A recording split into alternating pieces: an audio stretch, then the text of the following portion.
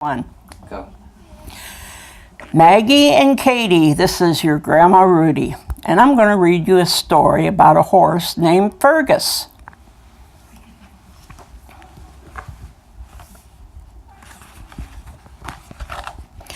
Fergus was a little horse outstanding in his meadow. He was eating grass beside the fence when he came into his head, oh, he had a big idea because he couldn't quite decide if the grass might be a little greener on the other side. So he reached through and chose to chew the greenest he could see. That fine spring day, the rails gave way, and Fergus then was free. And so he grazed this pasture, which was greener than the rest, until he took a longing look way off toward the west. Beyond a wooden fence, a greener valley looked exciting. He stopped to stare. The grass down there looked tasty and inviting. He wondered how he'd reach that grass so fragrant, so divine, but then a horsefly started chewing right on his behind. He backed up to address that itchy spot upon his hide, and then he landed horseshoes up on the other side. When he regained his footing, his equine dignity, Fergus was delighted by the grass that he could see. He savored every flavor, each mouthful was a thrill, but then he spied some greener grass further down the hill. The fence was strong and sturdy, high and sound and stout, and straight. So Fergus was unhooked the chain and opened up the gate. He dropped his gaze, began to graze until he reached some wire, then saw the grass beyond it and raised his head up higher. The grass beyond that wire fence looked oh so very green. It was the greenest grass he'd ever seen. The wire was high and tight and strong, so he began to wonder if he might find a way to sample it by reaching under. It worked. Oh my, this grass was tall. It hid his knees and hocks.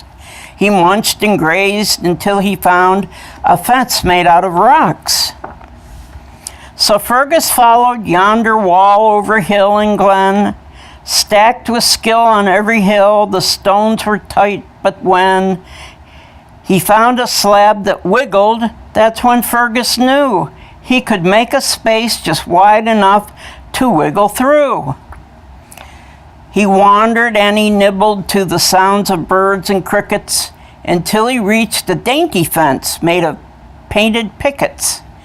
Fresh and white, all tidy-like, as quaint could be. The gateway was the quaintest part, and through it he could see the grass so smooth and clipped and green.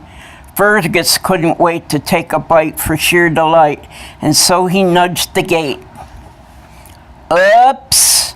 He grabbed a taste, but fled in haste. His field was full of holes. He galloped till he met a fence of logs and stumps and poles. He might have been the firstest horse to ever learn to climb, but when he reached the other side, he had the bestest time. Now Fergus got to thinking about the fences he got past, quite convinced each grassy field was greener than the last. So when he reached a wall so high and oh so very long, he was absolutely certain there was greener grass beyond. This one was a doozy, but no fence could stop him now. He had to find a way to reach the other side. But how? For miles it stretched from north to south, thick and tall and wide. He decided he would jump it to reach the other side. Fergus aimed and took a run.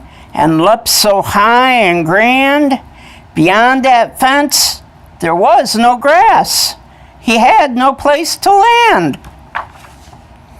An itch, a twitch beyond his shoulders, feathers sprouted there. They grew to wings, great graceful things that held him in the air. Fergus didn't fall, instead he soared up to the sky. He'd become a Fergusus, and so began to fly.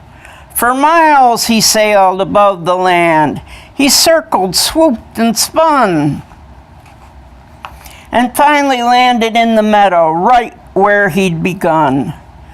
The great wings vanished in a trice, and never more were seen. There he sat, and that was that, in his meadow green. Now look at Fergus standing there, much older than he was. He's wiser now and more content to stay at home because he knows it's not about the grass. That's just the destination. He knows it was the fences where he learned his determination. If life could take him far beyond the edge of all he's known, he has faith those wings will grow, he knows, 'cause he's flown. He's scarred and marred from nails and rails, but wears it all with pride. 'Cause how would he have ever known if hadn't ever tried?